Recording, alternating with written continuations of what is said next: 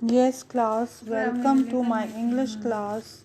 Today we are going to start with a poem called Shivi.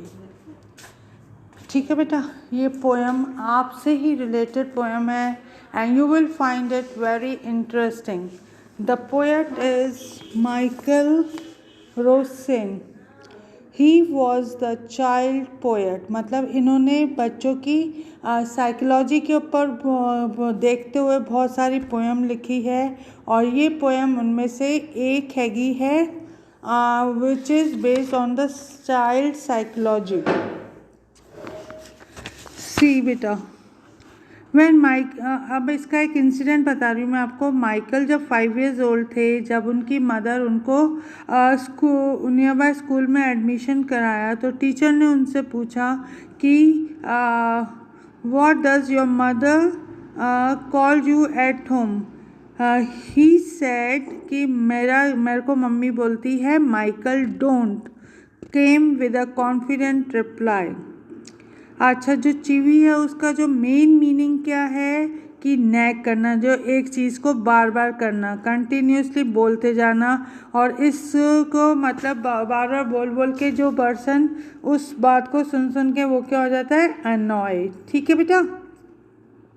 तो ये जो poet है वो आगे हैं आपके माइकल रोसेन और इन्होंने मोस्टली बच्चों की साइकोलॉजी के ऊपर पोएम लिखी है.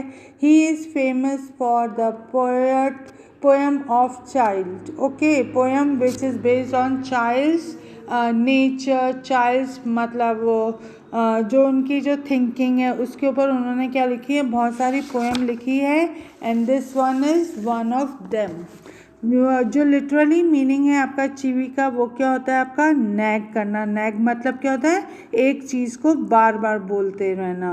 और जिससे कई बार आपको मम्मी भी बोलती हो कि घर पे कि पढ़ लो पढ़ लो पढ़ लो, तो तुम लोग इरिटेट हो जाते हो ना. तो यहाँ पे जो मम्मी बार बार बोल रही है ना, उस वर्ड को हम क्या बोलेंगे, नैग कर रही हैं.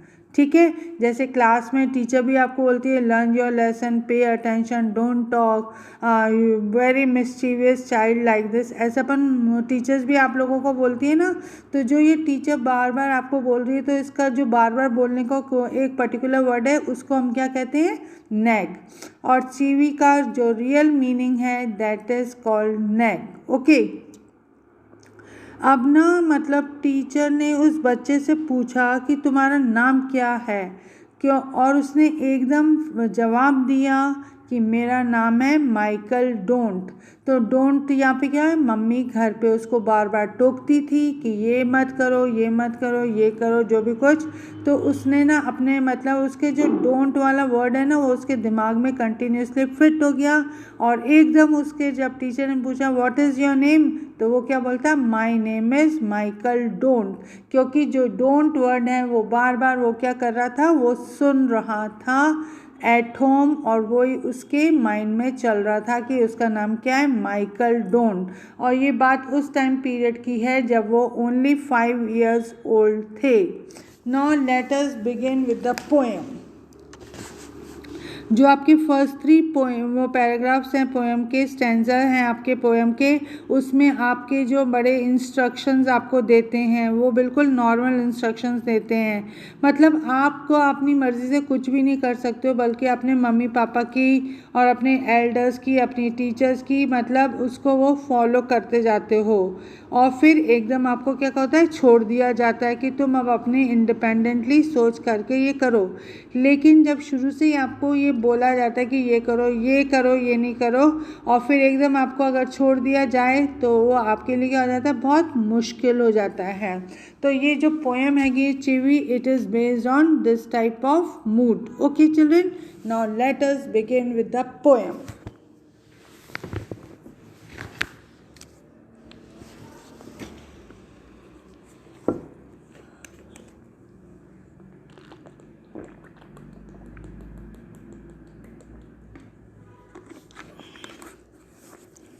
Yes, children.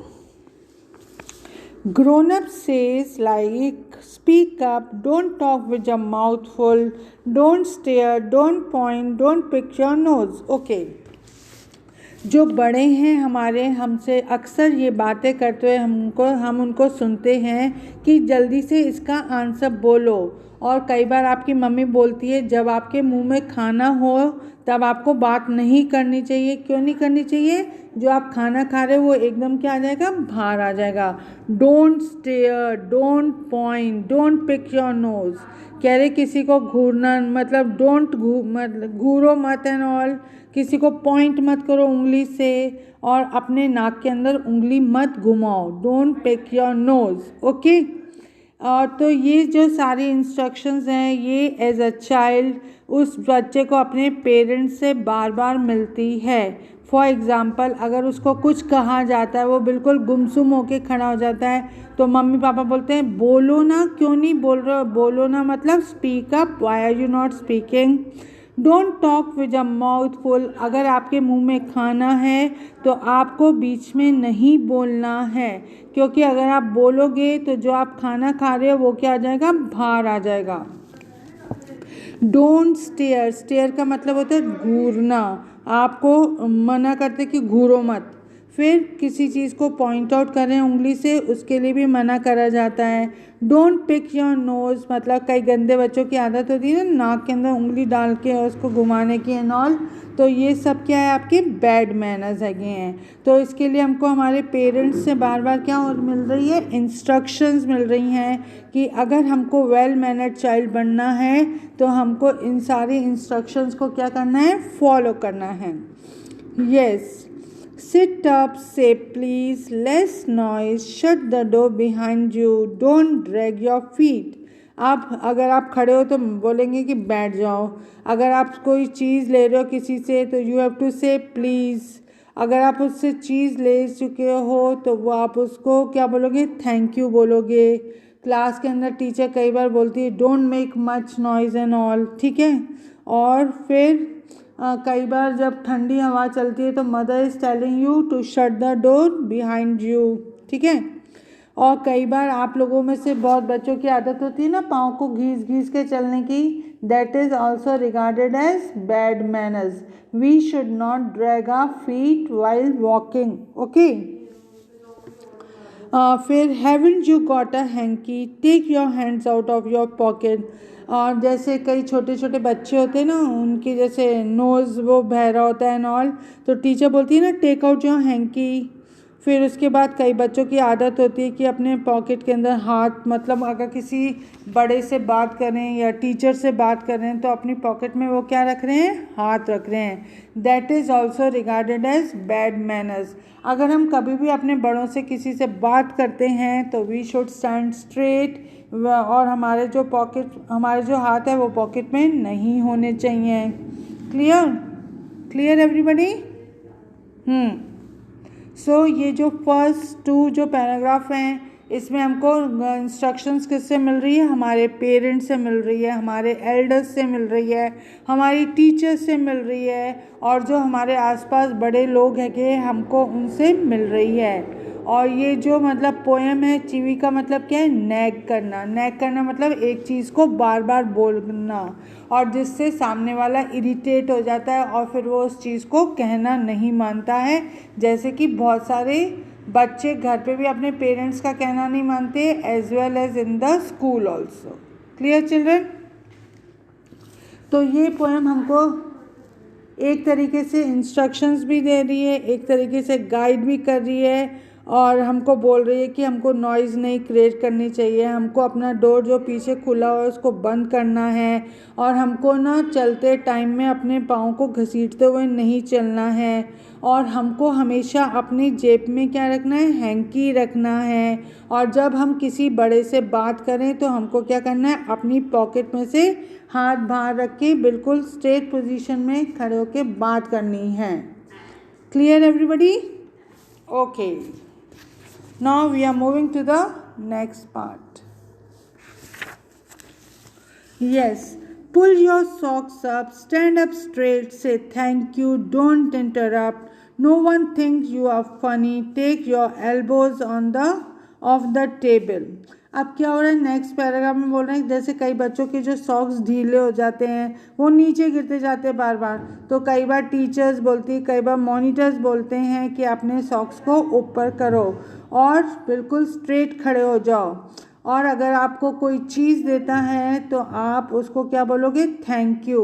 और कई लोगों की आदत होती है बीच में बोलने की, जब दो बड़े बीच में बात कर रहे होते हैं तो कई लोग क्या करते हैं, बीच में बातें करने लग जाते हैं, तो that is also regarded as bad manners. और ये बैड मैनर्स हमको नहीं अडॉप्ट करने चाहिए, because our parents want us to be well behave and discipline child. और इसी के लिए वो घर पे भी मैनर्स सिखाते हैं और स्कूल में भी टीचर्स सिखाती हैं। और फिर क्या होता है कि ना बच्चों को बार बार कहना पड़ता है ताकि उनके दिमाग के अंदर ये बात बिल्कुल सेट हो जाए कि क्या चीज़ हमारे लिए अच्छी है और क्या चीज़ हमारे लिए नहीं अच्छी है।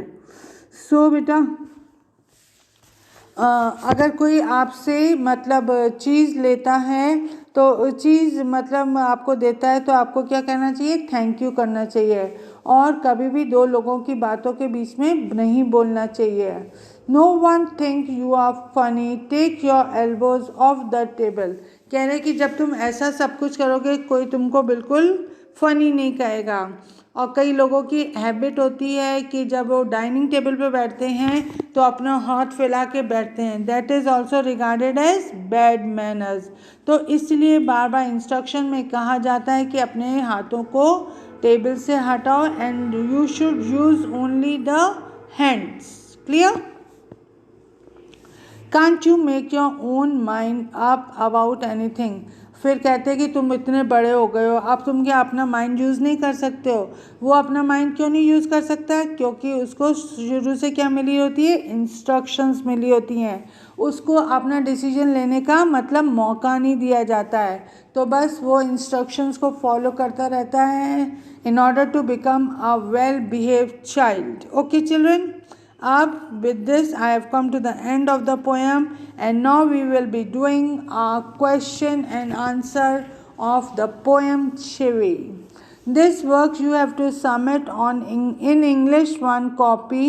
और ये वर्क आपको सबमिट कब करना है, 4 तारीख को सबमिट हो जाना चाहिए आपका work. Clear everybody? Now let us begin with the question answers. When the grown up likely to say this, don't talk with your mouth full. जब बड़े हमको बोलते हैं कि don't talk with your mouth full, इसका मतलब क्या होता है, इसका मतलब होता है कि हमारे मुंह में खाना भरा हुआ है, और जब हमारे मुंह में खाना भरा हुआ है तो हमको बात नहीं करनी चाहिए। क्यों नहीं करनी चाहिए, क्योंकि जो खाना है वो बाहर निकल के आ जाएगा। Yes. When you are likely to be told this, say use thank you. कब आपको बार बार बोला जाता है कि थैंक यू बोलो, थैंक यू बोलो, जब कोई जना आपको कोई चीज़ देता है in that way as a gift, then you have to say thank you.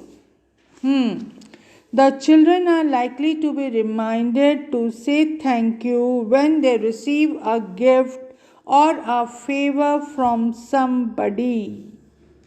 somebody में कौन हो सकता है, आपके फ्रेंड्स हो सकते हैं, आपकी टीचर्स हो सकती हैं, और आपके पेरेंट्स हो सकते हैं। Yes. When do you think an adult would say this? No one thinks you are funny.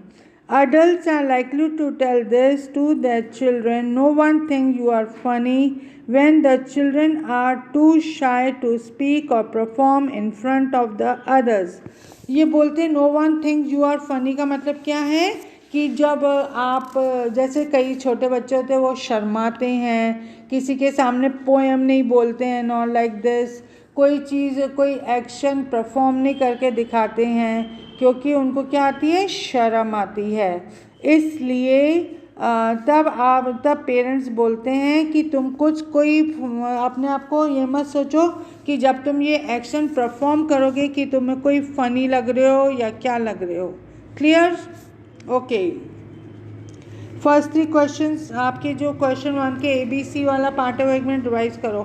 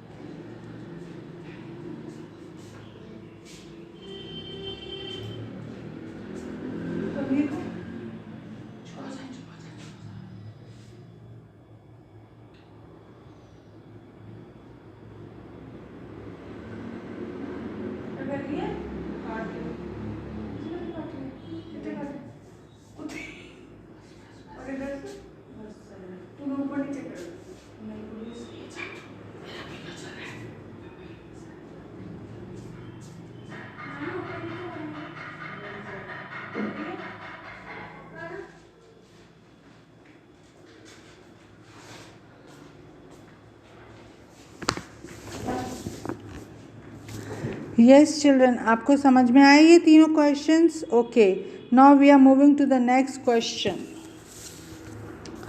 The last two lines of the poem are not prohibitions or instruction. What is adult now asking the child to do?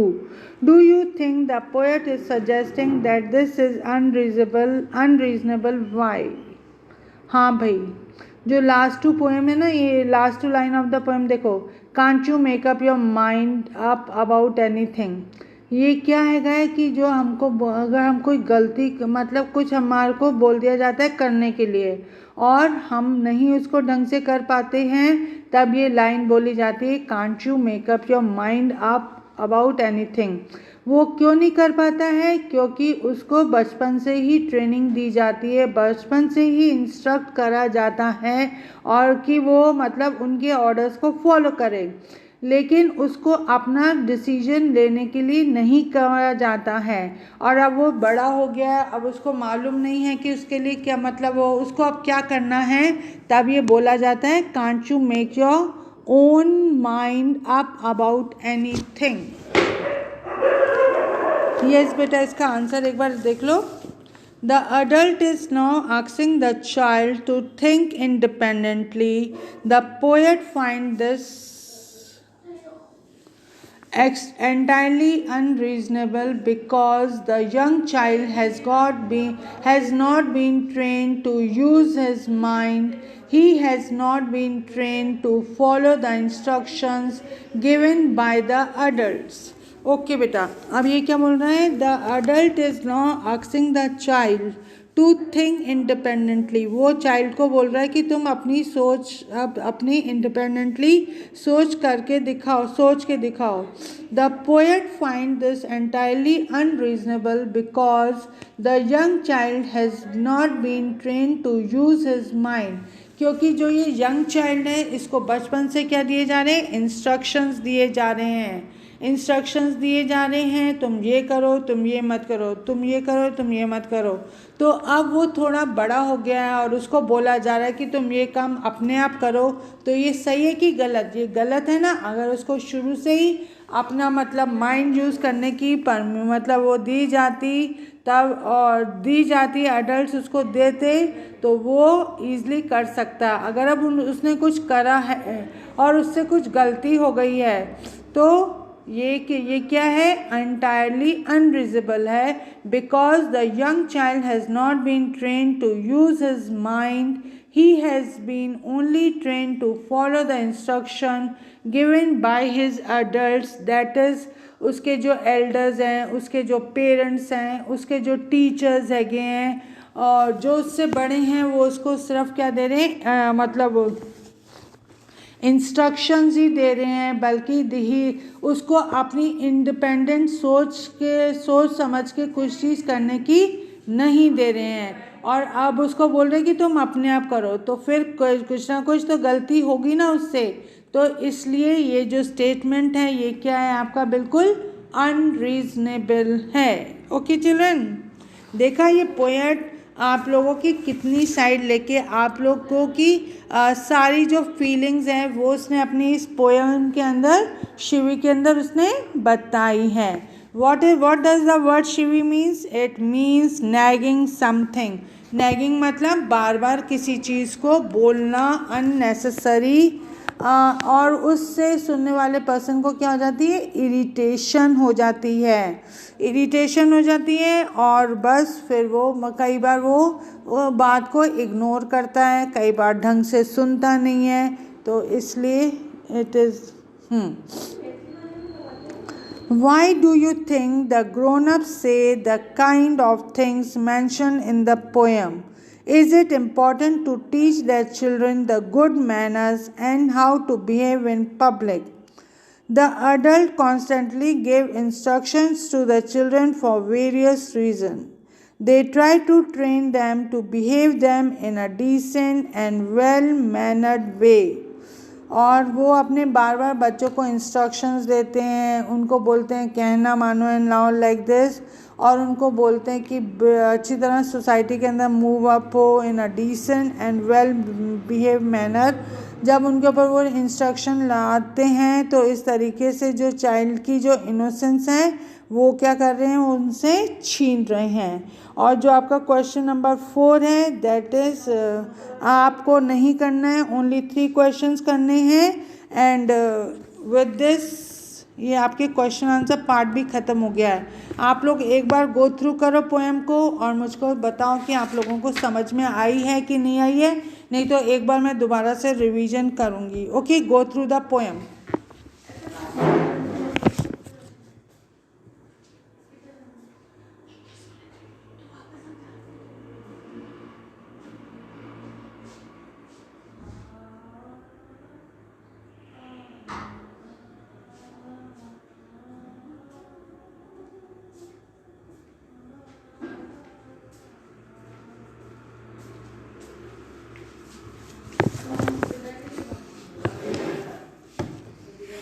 So children we are starting with the poem again so that आपको एक बार और अच्छे से समझ में आ जाए, ठीक है। यस, चिवी जो पोएम है इसका मतलब होता है nagging. Okay, grown up says things like speak up, don't talk with your mouth full, don't stare, don't point, don't pick your nose. जो ग्रोन अप्स हैं हमको बार बार इंस्ट्रक्शंस देते हैं। अगर हम गुमसुम होके बैठ जाते हैं तो हमको बोलते हैं कि बोलो बोलो बोलो। और अगर हमारे मुंह में कुछ चीज़ खाने की भरी हुई है और फिर हम बात करने की कोशिश करते हैं तो वो हमको बोलते हैं कि ये क्या है, आपके बैड मैनर्स हैं। जब आपके मुंह में कुछ भरा हुआ होता है तब आपको कुछ नहीं बोलना होता है, क्योंकि जब जो आप खाना खा रहे हो वो आपके क्या आ जाएगा, बाहर आ जाएगा। Don't stare, don't point, don't pick your nose, मतलब किसी को घूरो मत, किसी को पॉइंट आउट मत करो with your finger, and don't take your finger in your nose. these are all called the bad manners. Sit up, say please. Sit up, say please, less noise, shut the door behind you, don't drag your feet, haven't you got a hanky, take your hands out of your pocket. Second वाले में भी हमको instructions मिल रहे हैं। क्या मिल रहे हैं, sit up, मतलब अगर हम आलस की तरह सो रहे हैं तो हमको बोला जा रहा है उठ के बैठो। और अगर हम किसी से कुछ चीज़ मांग रहे हैं तो हमको इंस्ट्रक्शन मिल रही है लेने से पहले क्या बोलना चाहिए, प्लीज़। और अगर हमको कोई गिफ्ट देता है तो उसके बाद हमको क्या बोलना चाहिए, thank you.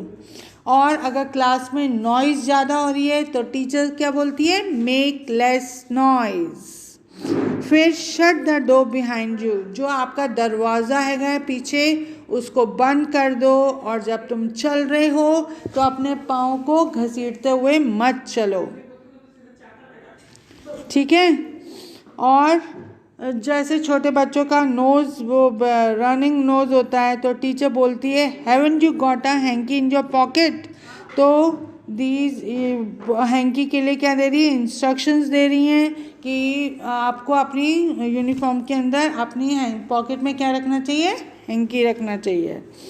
Take your hands out of the pocket, और जनरली जब हम लोग किसी बड़े से कन्वर्सेशन करते हैं अपने एल्डर्स से या अपने फ्रेंड्स से, हमको बिल्कुल सोबरली बिहेव करना चाहिए। हमको अपनी पॉकेट के अंदर हाथ नहीं रख के बात करनी चाहिए।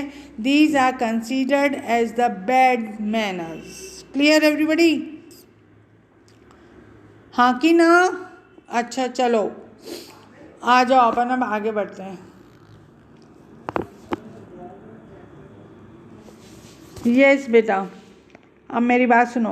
पुल your socks up, stand up straight, say thank you, don't interrupt, no one think you are funny, take your elbow off the table. कई बच्चों की जैसे सॉक्स ढीले हो जाते हैं तो बार बार टीचर और मॉनिटर रिमाइंड करता है pull your socks up, pull your socks up. और कोई झुक के चल रहा है या क्या कर रहा है तो उसको बोलते हैं खड़ा हो रहा है तो उसको क्या बोलते हैं? Stand up straight. अगर हमको कोई गिफ्ट देता है तो हम उसको क्या बोलते हैं? Thank you.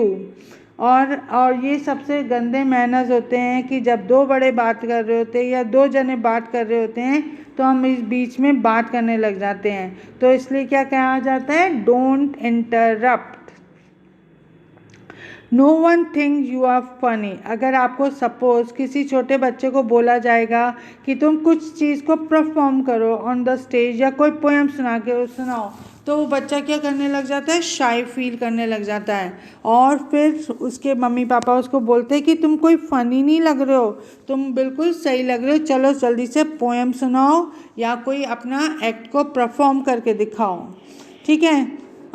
Take your elbows off the table. Generally लोगों की आदत होती है कि टेबल के ऊपर हाथ वैसे रख के लंच करते हैं या आपका डिनर करते हैं। These are regarded as bad manners. When we are sitting on the dining table, we should always sit straight, okay, without putting our elbow on the table. Can't you make your own mind up about anything?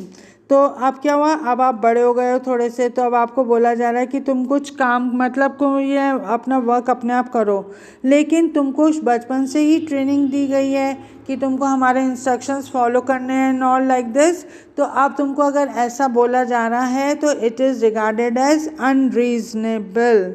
और क्योंकि तुम्हारा जो mind है वो क्या इसके लिए setup हो चुका है? इंस्ट्रक्शंस को फॉलो करने के लिए सेटअप हो चुका है। ठीक है?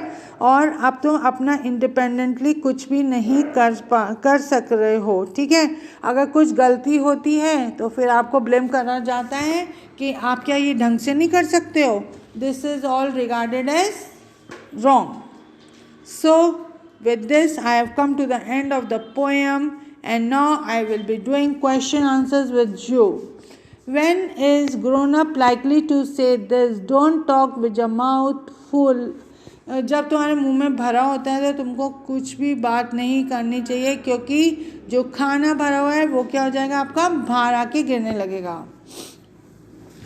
When you are likely to be told here, say thank you. अगर किसी को आपको बार बार याद दिलाते हैं कि अगर तुमको कोई गिफ्ट दे रहा है या तुम मतलब किसी से कोई फेवर रिसीव कर रहे हो तो यू हैव टू से थैंक यू टू हिम और हर।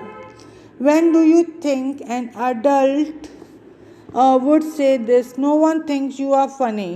कि जब अगर आप छोटे बच्चे हो और आपको बोला जा रहा है पोएम सुनाओ या कोई एक्ट को परफॉर्म करके दिखाओ तो वो तब बोला जाता है कि तुम कोई फ़नी नहीं लग रहे हो। यू शुड नॉट फील शाई because you should perform in front of others. The last two lines of the poem are not prohibition. ये कह रहे हैं कि ना ये जो लास्ट टू लाइन्स है कि ये प्रोहिबिशन नहीं है बल्कि ये हमको अनरीजनेबल है, क्योंकि हमको बार बार इंस्ट्रक्शंस दी जाती हैं। हमारे माइंड को इंस्ट्रक्शंस मतलब सुनने की आदत हो गई है, इसलिए हम अपना डिसीजन मतलब खुद नहीं लेते और हमारी सिर्फ हैबिट बन चुकी होती है कि हम अपने इंस्ट्रक्शंस को फॉलो करें जो कि हमको हमारे एल्डर्स दे रहे हैं।